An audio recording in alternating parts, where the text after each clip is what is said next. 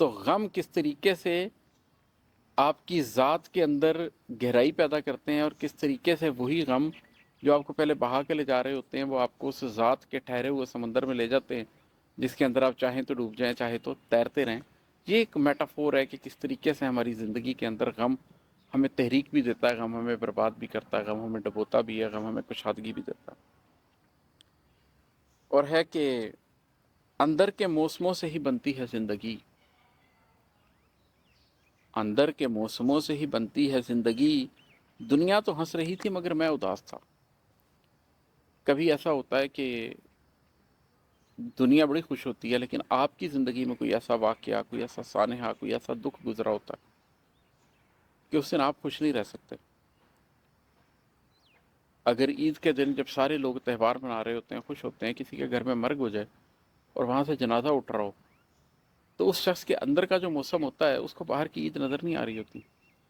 اگر بہار کے موسم کے اندر جب کہ پھول کھلے ہوئے ہوں، بہترین ہوا چل رہی ہو، ہر طرف خوبصورتی ہو، ہر طرف خوشبوئیں ہوں، ایسے موسم کے اندر کسی شخص کے زندگی میں کوئی سانحہ گزرا ہو، کسی شخص کی زندگی میں کوئی تکلیف گزری ہو، تو دنیا تو ہنس رہی ہوتی ہے مگر وہ اداس ہوتا ہے۔ اس کی وجہ یہ ہے کہ اصل موسم انسان کے اندر کا موسم نہیں ہوتا۔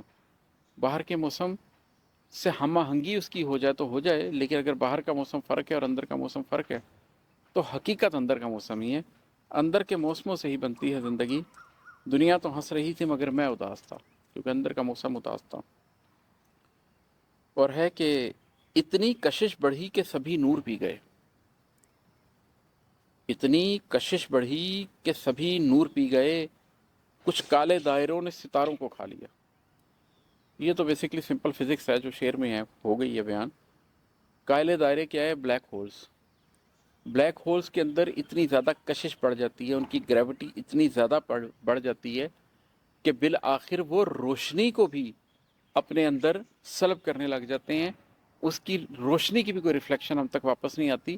اسی لیے ہم بلیک ہول کے اندر دیکھ نہیں سکتے، اسی لیے ہمیں وہ بلیک ہول کے طور پہ نظر آتا ہے، کیونکہ روشنی تک جب کراس کر کے نہیں آ رہی تو ہم اس کو دیکھیں گے کیسے؟ ہم جب کسی بھی آبجیکٹ کو دیکھتے ہیں تو اسی لیے دیکھتے ہیں کہ روشنی اس سے منعکس ہو کر آ رہی ہوتی ہے، اس کی روشنی کی وجہ سے اسے دیکھتے ہیں۔ لیکن اگر کوئی چیز اپنی روشنی کو بھی پی جائے، اس تک پہنچنے والی روشنی بھی واپس نہ آ رہی ہو، تو ہم اس کو دیکھ نہیں سکتے، وہ ہمارے لیے ایک بلیک ہول ہی ہے۔ تو اتنی کشش بڑھی کہ سبھی نور پی گئے، کچھ کالے دائروں نے ستاروں کو کھا لیا۔ بلیک ہولز کی گریوٹی اتنی زیادہ پڑی کہ انہوں نے ساری لائٹ کو اپنے اندر نچوڑ لیا، اور ان بلیک ہولز نے ستاروں کو کھا لیا، کہکشاؤں کو کھا لیا، وہ ان کے اندر چلے جاتے ہیں